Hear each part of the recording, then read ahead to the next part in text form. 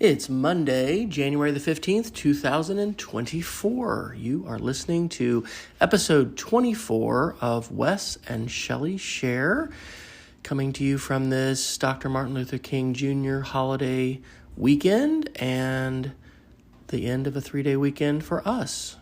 So, how's your margin today, Shelley? Today's a wonderful day. I mean, we have really enjoyed our 3-day weekend. It was nice to get some things done, some running around and errands done on Saturday. Looking forward, knowing that we would have a day of rest on Monday. So this has been wonderful. Really enjoying the weekend.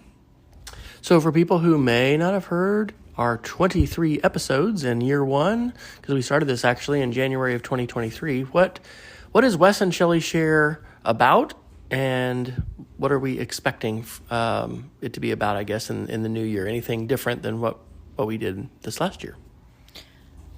Well, I think it's remarkable that this is 2024 and this is our 24th episode. So we didn't plan that, but, the stars have all aligned for that. I think we originally started this podcast as recent new empty nesters, kind of processing what it was to just be two of us in the house together. Also, our daughters were missing us. Sarah had recently moved back to Oklahoma City and was in her last semester of school, getting ready to graduate. Rachel was at RMA in Virginia, Fort Royal, and really homesick. It was a really a tough year for her, a prep school year. So we really wanted to have a way to both reflect on our new thing in life and then situation in life, and then also have a way to just connect with our daughters and give them, and I'm sure Alexander too, I don't know if he listens to these, but we also, in fact, Wes has created a photo album of Alexander, and it's been really fun to see him and his many pathways of growth. So anyway, so it's really for our kids and our family, and then just a way for us to reflect. Okay. Actually, that made me realize maybe that'll be our Wonderlink, maybe. There's like 934 pictures that Google Photos, because of facial recognition and training and whatnot, could pick out of Alexander, which is just amazing. It really is incredible. So at the end of our shows, like we have, and we'll have to do that during halftime, decide what we're going to do, we have a Wanderlink and a Wonderlink. So for this episode, which usually we try to go about 30 minutes, sometimes we're a little bit longer, kind of have two different themes. So for the first half, we're going to talk a little bit about reflections on really the holiday time, because the last episode we did was over Thanksgiving holidays with Rachel at the Forest Cafe, which is just about 5 minutes away over in Mint Hill. We live in Matthews, North Carolina, technically in Stallings, but our address is Matthews, and it's just southeast of Charlotte on the Piedmont in south central North Carolina. Right now, the United States is almost entirely plunged into this Arctic freeze, and we are so fortunate. We're just a little bit south of the front. I just looked at the radar where the snow and stuff like that is north of us. We're about 44 degrees, but it's crazy. It was been like 30 below in Cody, Wyoming, and Missoula, Montana, and it was like 7 below in Manhattan, Kansas, where Dad is yesterday. So anyway, we're very thankful to be where we are, and we're going to kind of recap a little bit our December. Do you want to go ahead and open up your notes? So December was certainly a lot better than last year. Last year, my mother passed away, and we were not together for Christmas as a whole family, but it was for the best, absolutely, because my sister Trudy and I were able to be with Dad. We had arranged for Alexander and Rachel to go with me to Manhattan to be with Mom, who had brain cancer, and we learned about that actually in August. And so anyway, that was tough, and but it was wonderful to be together. So this year we were together, and the first thing that I wrote down, these are kind of chronological, was that the week before we traveled was wonderful. So tell us about that, Shelley. What was that like to just hang out before we hit the road of 2 days of driving to Kansas City? Well, this is the beauty of Wes and I being at the same school and on the same school schedule. So now that we had 2.5 weeks off, almost 3 weeks off from school, so the week before Christmas we had off, and then we also had the week after Christmas. And so it was just lovely. I mean, we had time to just kind of process a busy end of the school semester and prepare for travel and take care of some last minute Christmas shopping. And, I really enjoy our house and our decorations, and I enjoy being in our home. We enjoy what Wes likes to call nesting. And so anyway, we enjoy having the tree up and having our candles and all of the different lights. And we just really enjoy being at home. Okay, so this slideshow is on our Chromecast, and there's a December 2nd, 2001 picture of Alexander pinning a clown nose on our fridge at our first house. Yeah, it was a birthday party, but like 2001, 23 years ago. Wow. Man, I tell you, digital picture frames and being able to have family pictures. Oh, please remind me after we do this. I think Dad wanted me to switch his pictures. One of the things we got from my mother shortly after she checked into the, I don't know, what would you call Care Center. The Care Center? Bramlage. It's called Bramlage House at Meadowlark Retirement Community in Manhattan, Kansas. It's just like she checked in and she never checked out. It's a wonderful place, but we got her a digital picture frame. It's about $200. And I remember when my grandmother was living at what was then John Knox Village. It became Carillon in Lubbock, Texas. We had the same kind of thing, but we could only load like 20 pictures. They had to be very low resolution. You dialed in with the modem to connect to that thing. And, or I guess it had to dial. It dialed in a period, like once a day or twice a day or something like that. It would dial in for new pictures. Anyway, so cool to have updated pictures of your family, and then just be able to have those appear. And so anyway, okay. Next thing we have on our list was safely driving to and from Kansas City. So we decided that, and my sister and brother-in-law generously agreed to host us all for Christmas, that it'd be best to just be close to Dad for Christmas. Dad is, he's 83 now, and he was able to come this summer to be with us in North Carolina for a couple weeks, I guess, and go to the beach, and we really had a wonderful time. And it is great that Charlotte is the hub for American Airlines, and there's a lot of direct flights, so he was able to get a direct flight from Kansas City to Charlotte. But anyway, he's only 2 hours, hour and a half or something away from my sister. And so we decided to take our dogs and make the trek. And we had not driven that since we moved here in like the July 31st and August 1st of 2022. And 1,000 miles, it's a long trip. But heading to Kansas City, Nashville was about halfway. And it was great. We really liked Nashville a lot. And thankfully, we did not have any snow or ice. When we came back, there was some snow on the roadside, and temperatures were a little bit, hovering right above freezing.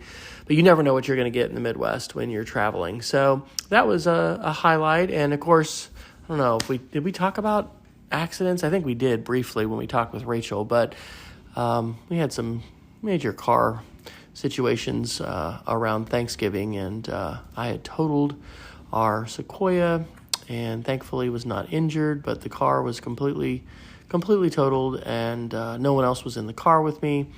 But anyway, we ended up thankfully getting a really generous settlement from USAA, our insurance company, and we're able to get in another used Sequoia, which, by the way, today will be the first day, I think, of paying that payment, because anyway, that starts in January. I just realized that. But what a blessing. What a blessing to be able to have that vehicle to trek across the country. And so that was definitely a highlight. You want to talk about the Christmas Eve service? I don't remember what the name of my sister's church is. If it's Redeemer Presbyterian. I don't think it's Redeemer. But it's, I've got do I still have that book out? Oh, well, it's a multi-campus Methodist church. But what was that like? I think that was a highlight for sure. It was a really meaningful service. It was, as most church services and churches are, they run, I don't know, 4 or 5 Christmas Eve services. And we went to an early one, I think around 3:00. But, and so I think at first I was really disappointed we weren't going to do a later, we really kind of like a later candlelight service, but this worked out wonderful. I mean, it's Resurrection, Church of the Resurrection. It's a Methodist church in Kansas City. It's a mega church. So we were at the urban downtown campus, which, of course, we have a real heart for urban ministry. But it was wow, it was awesome. I mean, the Christmas Eve service was very intentional. It was very well planned out. The main pastor, I guess they have 2 pastors on campus, and then the main pastor is at the main campus. And so it was a video of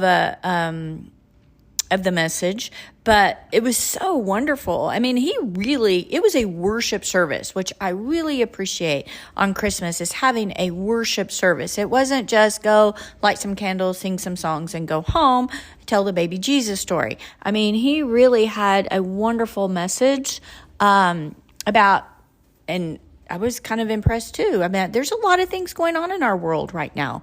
There's a lot of situations that are kind of touchy, political situations. And so he really, and this was more of a global, but he touched on a lot of things, and it was a very meaningful way that he tied it up about how we need to look out and care for each other and really be aware of what's going on in the world, and how we're going to put ourselves in proximity to that, and what responsibilities do we have as to do justice. And I guess those are my words, but that's the way I'm interpreting it. How do we show mercy within our own communities? And so I really enjoyed the service. And because we have no idea when in time you might be listening to this, in December of 2023, in addition to the war in Ukraine against Russia, which has been going on over a year, we have war in Israel in the Gaza Strip, and there was a terrible attack that Hamas in Gaza launched against Israelis in October, and then this horrific, like the last statistic I heard, it was like, I think there were around 12 or 1,300 Israelis killed, as well as hostages taken in October. But the last estimate I read this week was like 23 or 24,000 Palestinians killed. It's horrible.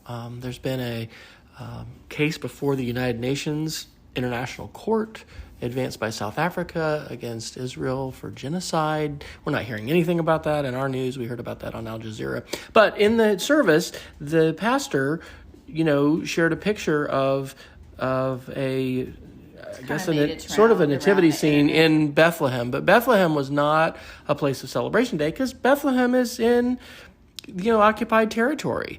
And anyway, it just was. It was as meaningful a Christmas Eve service as I've ever been a part of. A very diverse and wonderfully talented musical team leading worship songs. We sat almost on the front row together as a family, and just great to be with our family. And so, yeah, the Christmas Eve services. And then your dad treated us to a beautiful, wow. It's Bristol. The Bristol, which is in uptown Kansas City, and it's a steak and seafood kind of place, but we had a private dining room, and they had invited friends. It was our entire family, and it was was his dad's Christmas present to us. But it was a really nice time to just sit and reflect and be together with family, and nobody had to cook and nobody had to clean up, and everybody had a place at the table, and wonderful conversation, a way to be blessed by friends. We made new friends. Some friends that had really been with Wildcat and Nana and taken good care of them while they were at Meadowlark and had moved to Kansas City now. And anyway, it was a beautiful, beautiful evening. Yeah, and that's something that Celebrating your mom's life. Yes, I was going to say, celebrating Mom's life. The Bristol, I guess, was a favorite brunch place where they would go, and they'd gone with Trudy and Max before. I don't think we had ever been there before. Mm-hmm.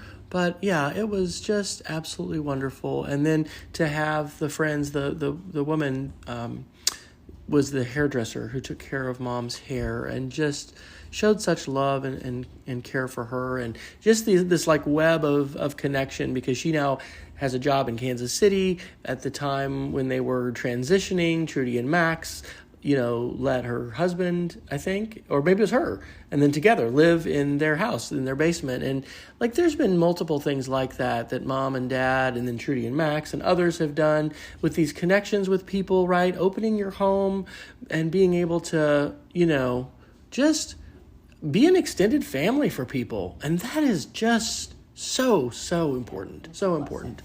Okay, so I had a great conversation with my sister after Christmas. We really had a great talk at the wedding of Alexander and Grace in September. And so I really am thankful for that, and I really want to continue building that relationship. Shelley's really set a great example, having such a close relationship with her sister now as an adult. And it is, we're all changing. No one is static, like in health or psychologically. I mean, we're all in flux, and hopefully we're all growing. But I didn't put that on priorities, but that's something I do want to make a priority for the coming year, is my relationship with my sister and calling. So what about a car, Shelley? Why is it important for you that we get you a car and we don't just stay in this like one car situation we're in right now? So are we talking about priorities now? No, we're talking about car, but it is a priority, but I put it under. Okay, I'm going from our notes here. We have notes. So I guess one of our priorities for 2024 is to go ahead and purchase a new car for me. It's been many, many years since I've had a car. We've kind of gone through a season of carpooling, and then the kids all had cars that they would drive, and then hence have taken to college. And so I think Wes briefly told you a little bit about losing the Sequoia, but that same weekend, we also lost the Highlander, which had been our family car, and then it was Alexander's car, and then it was Rachel's car, and then it had kind of just run the course. I mean, it had 220,000 miles on it. So we lost that car as well over the Thanksgiving weekend. So now we are down to one car, which is fine because we do carpool. But I realize it really takes a significant chunk of independence. And so the Sequoia is extremely large and busy and on these windy small roads in North Carolina, and then not still, kind of trying to navigate with Google Maps and everything. And traffic is horrible in Charlotte. It's not a car I enjoy driving and feel good about getting out and just going places. So anyway, we are going to be looking for a car this summer. Hopefully, it doesn't have to be one that we're going to take on the road. Just a get around town car, an extra vehicle, one that I am comfortable driving and parking and navigating with. So that's going to be a priority. But I think it's really important as far as independence for me to be able to get out on my own, to meet with my own friends, to have coffee, to go for a walk, to go shopping. Those are things that, yes, Wes and I can definitely do together. But I think it's really important that we each find our own space and our own independence within the empty nest. And so that's something that I think is going to be a priority for us this summer. So we've been going 19 minutes. This will be a longer than 30-minute episode. one of the things I love about podcasts is, and at least the ones that I've made, is like it doesn't really matter what you do with the length. Usually we, have a guideline, and I think we're probably more like 45 minutes. But anyway, we'll go just a little bit longer. That one kind of did get into priorities. We're going to do priorities in the second half. Let's see. I guess I'll talk about Hawkers. One of the great memories, and I'm pretty sure that the girls would say this was a highlight. We went out to a restaurant called Hawkers, which is in Uptown Charlotte, and Robbie, Sarah's boyfriend, was still with us. Oh, shoot. Well, that was Thanksgiving, wasn't it? Yeah, I guess that was, because he didn't come for Christmas. Okay. Oh, well, it's a holiday highlight for sure. And it may have taken place after we recorded that episode with Rachel. It's, if you've seen the movie Crazy Rich Asians, which shows like the street food scene in Singapore, where we've never been to Singapore, but just all these different small plates and shareable plates and amazing flavors and just yummy taste. That I was realizing that was, look at that. Oh my gosh. 2002 at Sarah's second. No, that's when Sarah got her. Rachel wasn't born in 2003, honey. Okay. That's Sarah's birthday when she was 2 in our backyard in Lubbock. Alexander was on the swing set.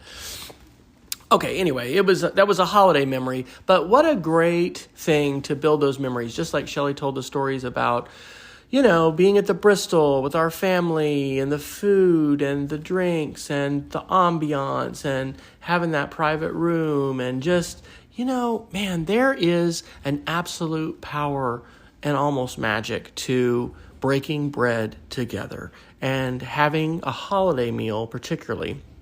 And so anyway, I'm pretty sure the next time that Sarah and Robbie are with us here, or even Rachel, I think Rachel really would like to go back to Hawkers. It was awesome. Okay, so there's just a couple more things that we're going to talk about here. We need your, I was going to do your Face ID. I wrote health scare. Do you want to talk a little bit about health in December? We're halftime. Well, we are, but I'm finishing up. We're going to go a little bit longer. But there's like 2 more things to do: Christmas nesting and health scare. So talk about the health scare. Well, the end of 2023. I guess I wasn't feeling 100%. I knew that I had gained some weight after the initial weight loss, so I was thinking maybe that was it.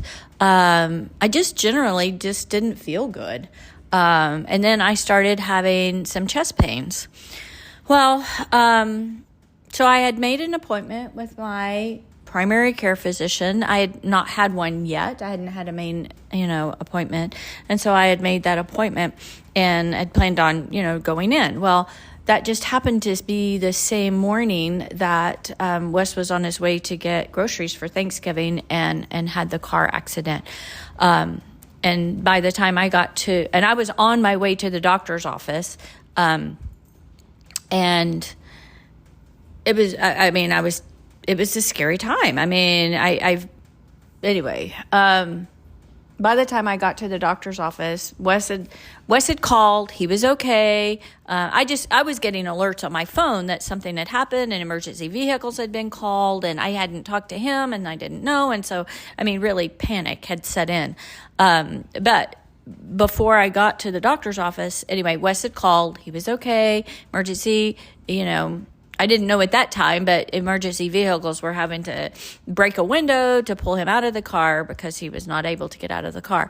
So by the time I got to the doctor's office, my blood pressure was off the charts. I think it's well over 200 over who knows what. So I spent some time at the doctor's office. I spent some time until my blood pressure had come down and it was safe for me to drive. But, of course, my doctor at that point had said, we really need to keep an eye on this. He was aware that something had happened. But from that point forward, I began experiencing chest pains. Well, that just didn't help. So anyway, chest pains, high blood pressure, not really a good recipe. So it ended up that, yes, I am now on high blood pressure medicine. I did go through some cardiac testing, and blessings are. I have had no significant cardiac event. We're kind of working through what were the chest pains. I think at this point we're all pretty decided that it's anxiety related. So anyway, definitely a health scare, but everything is positive and looking good and moving forward. So for 2024, of course, one of my health goals is to continue on my health journey. I am feeling already so much better. I think my blood pressure had really gotten to the point where it was affecting the way that I felt. It was definitely affecting my health, and so now that we are aware of that, and I'm on a medication, things are looking so much better, and I am feeling so much better. I'm not having as many chest pains, where I'm taking time, to deal with that and the anxiety issues. But anyway, things are looking better. So I'm really looking forward to 2024 and being able to build on in good health. Yeah, there's really nothing like, near-death experiences or losing a family member or pondering that to sort of bring you to reality about your priorities and what's important. And it is such a blessing for Shelley to be able to be an assistant at our school. I know that's something she probably talked a little bit about in the last year or the last semester, because that was a big transition. But boy, not having all that responsibility, she loves lesson planning. In fact, we'll talk about maybe a summer idea that we have for a workshop about design, create, and share. She loves that, but man, is it ever great for her to just be able to relax. And she has such a great relationship with her cooperating teacher. They just got together Saturday for about 2 hours, and we're so thankful to God for that opportunity, for that change. So the very last thing that we have, and then we'll go to halftime, in terms of a recap of the holidays was like hanging out here at the house for about a week before we traveled. Sometimes we have gone on trips and okay, school's out, boom, we're gone, we're in the car, and we used to do that at the end of the school year for several years when we lived in Lubbock, Texas, and we'd go to New Mexico, and that was lovely. But actually being able to just catch our breath, relax here with the dogs, not have a lot of crazy, that was really nice. And Shelley, we wrote here that you liked bringing winter to North Carolina or to the Piedmont. How did your decorating in that time kind of fit in with, I guess, margin building? Part of the reason we were doing that was, I guess, to do some medical testing, and we had that, those thoughts and that uncertainty was going. But you enjoyed that time, I think, didn't you, before? We already talked about that enough? Okay, we've talked about that enough. I think it's time for halftime. And it's our second time to do what might be my favorite halftime advertisement. So here we go. We'll be back.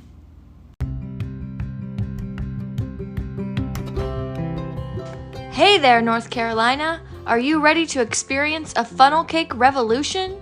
It's time to meet Friar's Funnel Cakes, where tradition meets taste and deliciousness is just a bite away. Created by two passionate school teachers, Friar's Funnel Cakes isn't just about satisfying your sweet tooth. It's a story of family, dedication, and a sprinkle of teachers' love in every bite. Imagine a warm, golden funnel cake dusted with the perfect amount of powdered sugar. And wait for it, you get to drizzle as much or as little chocolate syrup as your heart desires. Got an event? Want to bring some joy to your gathering? Friar's Funnel Cakes is ready to hit the road and bring our sizzling sweet sensations to you.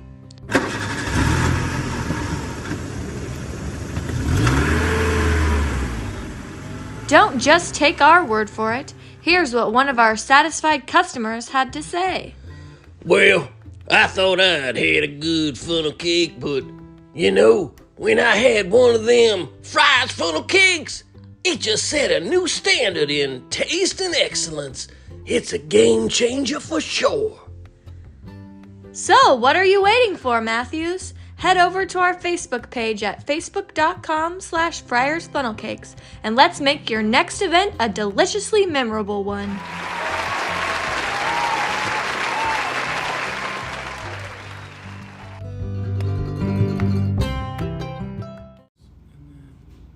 And we're back.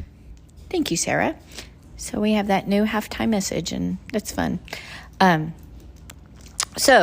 Looking forward, 2024. We're going to talk a little bit about our individual priorities, and then some of the priorities that we have, our goals, I guess, for us together.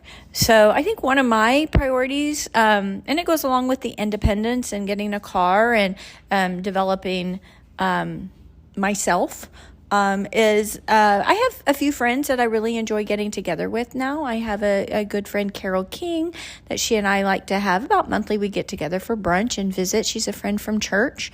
And then our friend Nan, and, I have a couple friends that I'm beginning to develop a relationship also from church who are about our age, and they're couples, and they're almost empty nesters. And so we've been enjoying, and they're also new members to our church. So it's just good to begin building that. So I think that's a priority for me in 2024 is, to develop a group of people that, or individuals that I can meet for coffee and go for a walk and share life with, that a couple friends that Wes and I can get together with, but also, just girlfriends that I can, look forward to and build relationship with. I think that's really important.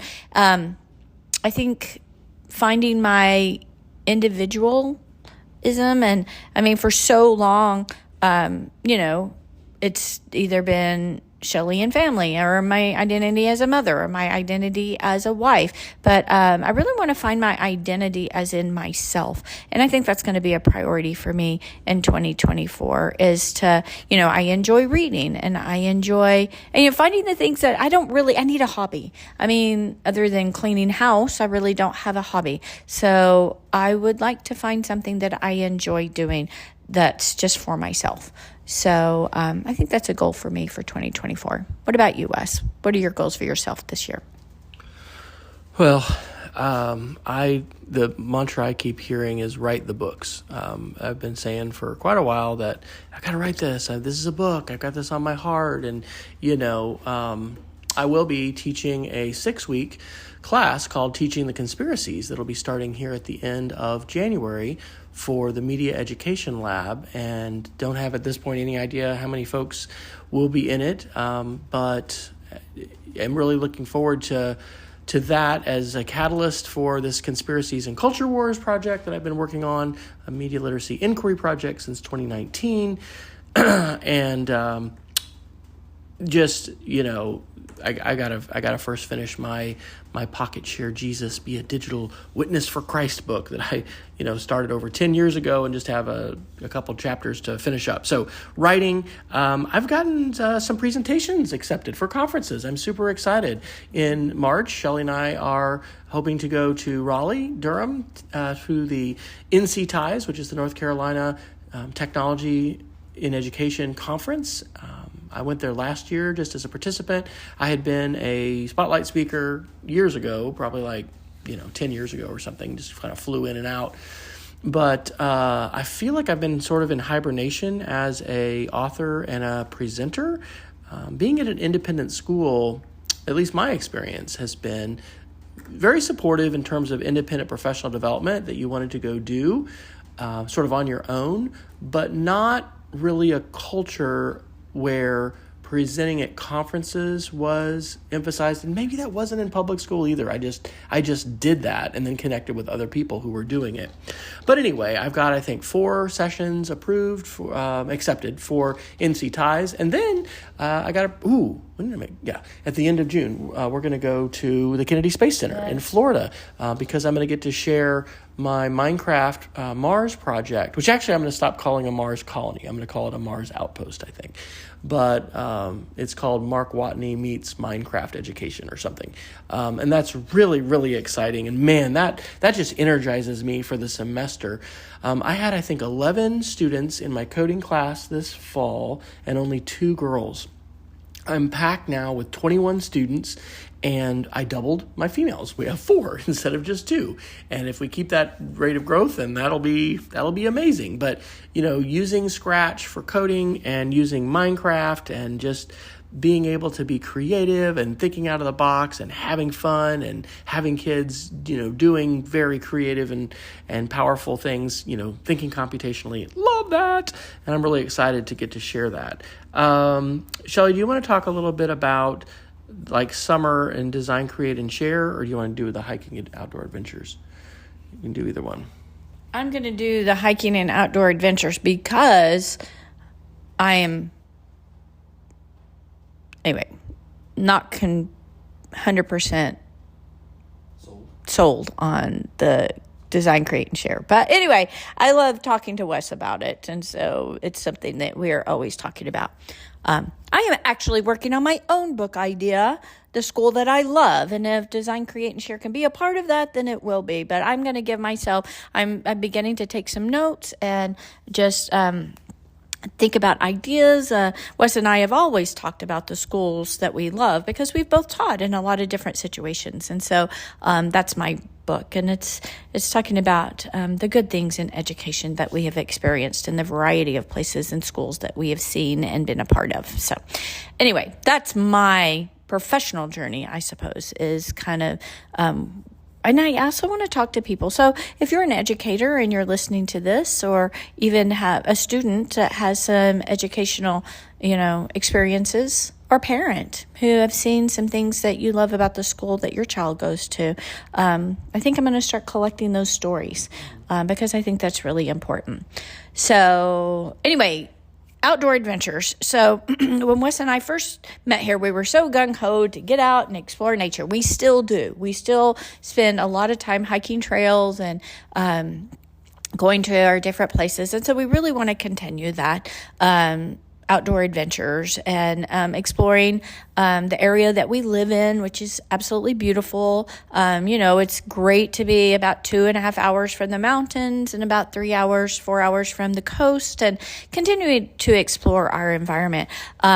We are going to Oklahoma City for Cassidy's graduation, and we'll be there. And then Wes made reservations for us to go camping in Colorado right after that. So, that is something that we know that we love. That's something that, both of us have had a passion for the outdoors and the mountains and the trees and the camping. And, for forever. We both grew up that way. And so we are going to continue that. And so definitely looking forward to that. So in the midst of, coming up with creative ways to earn money outside of teaching, we are going to continue our passion for the outdoors and exploring and having adventures. So I guess that segues to funnel cakes. Even today, there's one. We're going to try to do at least one festival per month with our funnel cake business. And actually, I need to we have a connection that may work out for barbecue and brisket, actually, with a local restaurant owner. So I'm looking forward to growing that, for cooking. I don't think I even put that down. But that's definitely an exciting thing. We've had fun learning a little bit about the funnel cake business and being able to, just sort of get our feet wet. And now we think that for sure what is it, in Greensboro? It's the Pirate Festival or something.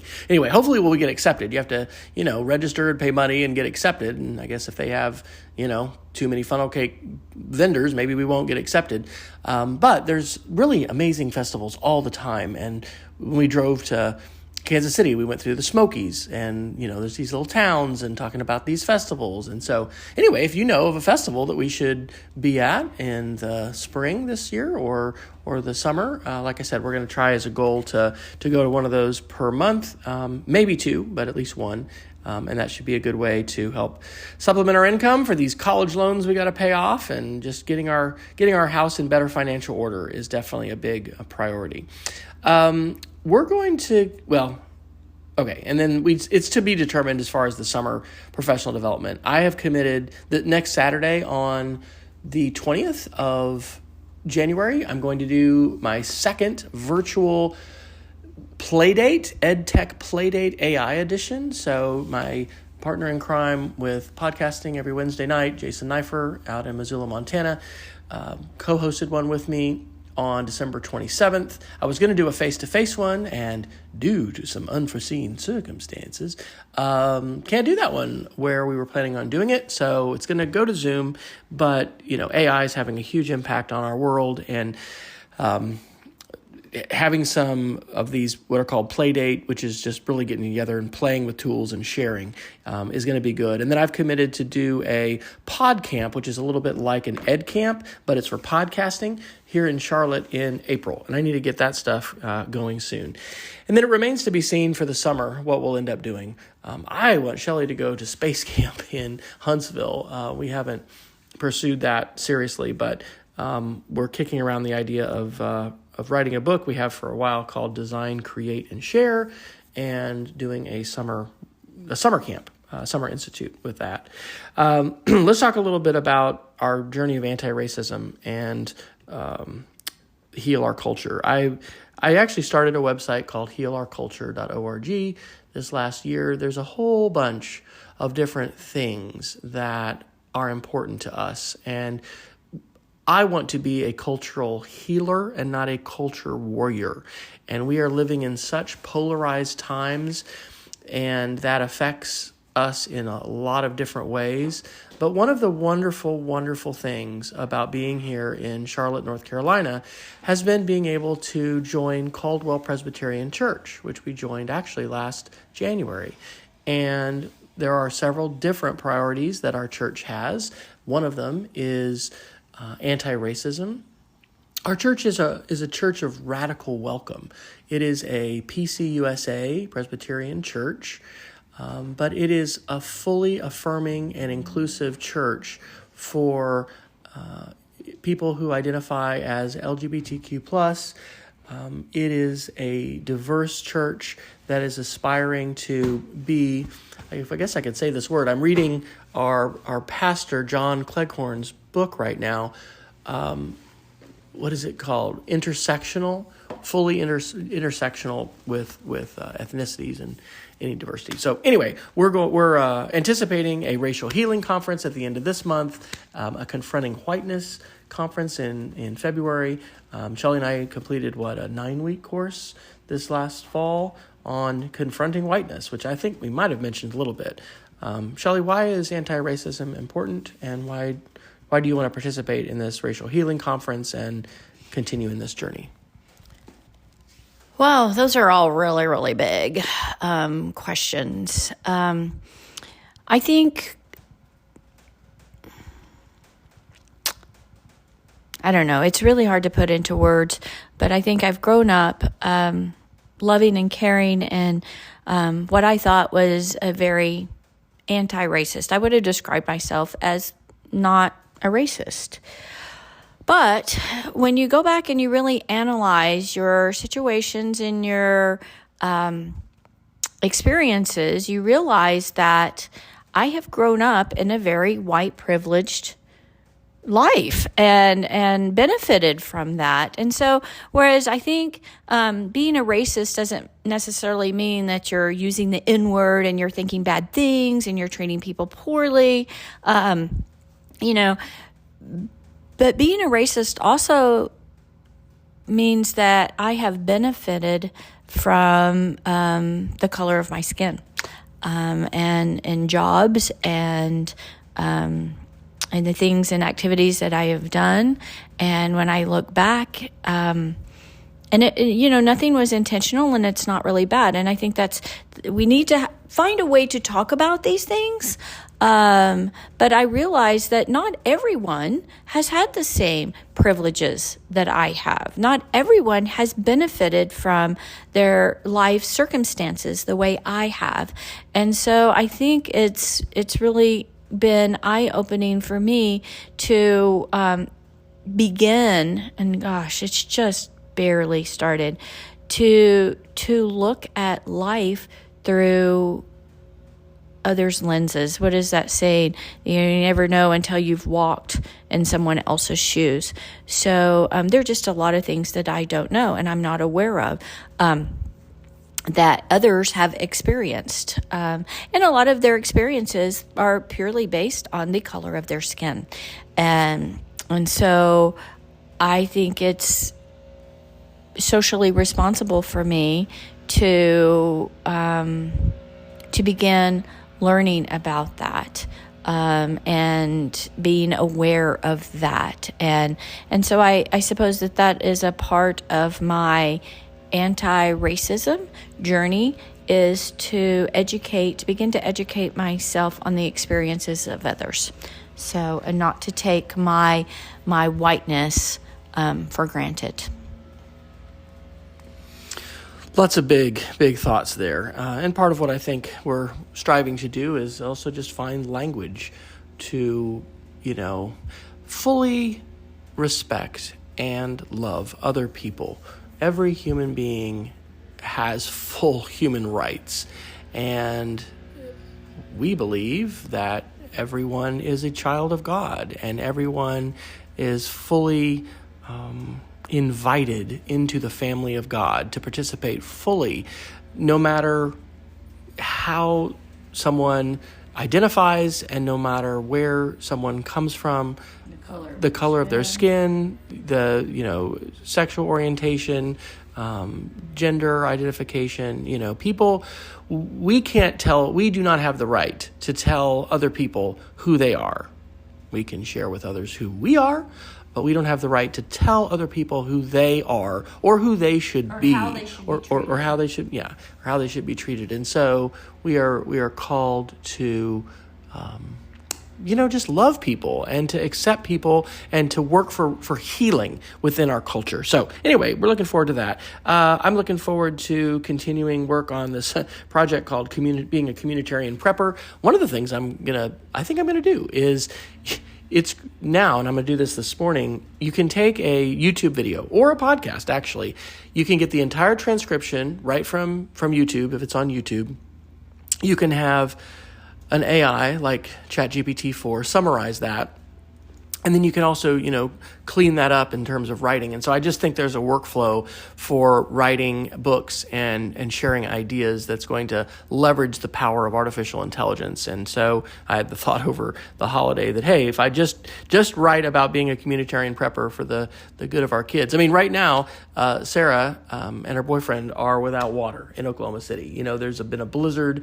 Alexander had put on his Christmas wish list some prepper things, and so we had sent him a couple water containers to have. And so anyway, in the midst of everything crazy that's going on, we do know that we want to be prepared for emergencies and for crises, but at the same time, it's so important to not focus on just bad news and the news in general, and to focus our mind on the good things. So we need to do Wanderlinks and Wonderlinks, actually.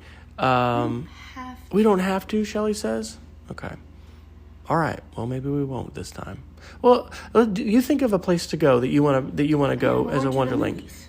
Okay, talk about that, and then I'll do that'll be the Wonderlink. I'll do the Wonderlink. The Wonderlink is, if you are not using a photo album on a Chromecast or on Apple TV, and then tapping into the facial recognition power of artificial intelligence, where just like this, we're watching over 900 pictures of our son, dating from 2001 all the way up to, this Christmas. What a joy that is. And so that's a Wonderlink, is being able to do that. And I should probably have a little class. There's an October 2001 picture in the pumpkin patch at Floydada.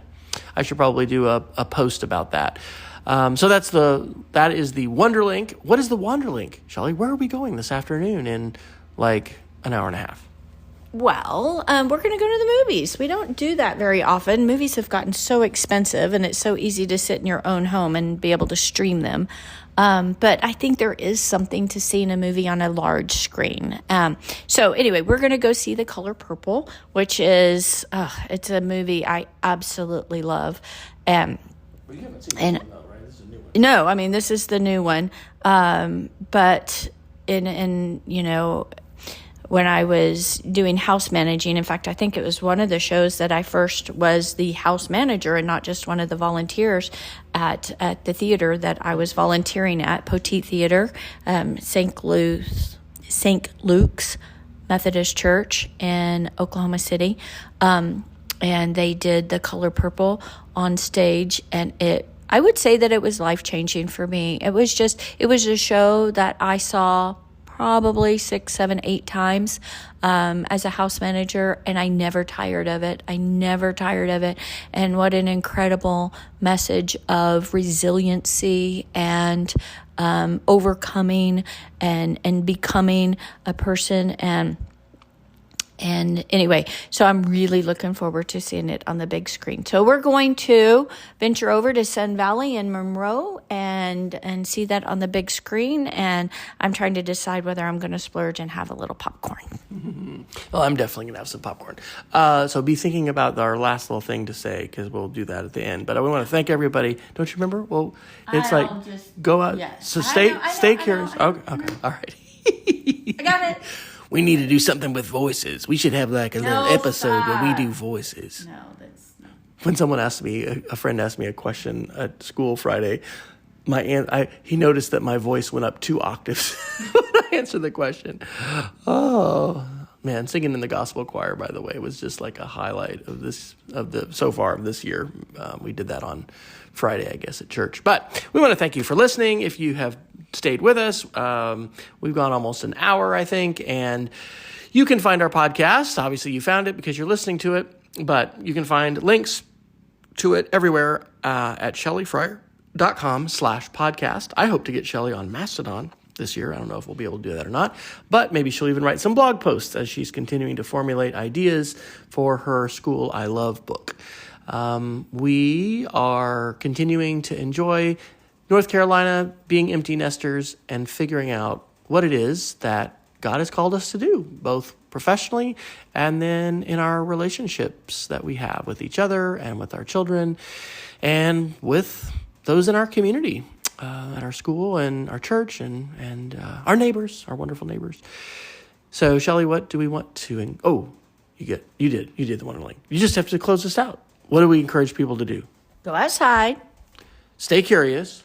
And keep exploring. Dun, dun, dun, dun. Bye, everybody. Wes and Shelley Share is a weekly podcast recorded and published on Sundays by Wesley and Shelley Fryer of Matthews, North Carolina. Learn more and find links to connect on social media to Wes and Shelley by visiting shelleyfryer.com/podcast. Content on this podcast is licensed under a Creative Commons Attribution Only 3.0 license. The Wes and Shelley Share podcast is recorded and published with Anchor and distributed on all major podcast channels, including Apple Podcasts, Spotify, Google Podcasts, Pocket Casts, and more. Please share our show on social media and tell others about us. Let us know on Facebook or via other means what you like about the show, that you're listening, and if you have any suggestions for future episodes. Stay curious, go outside, and keep exploring.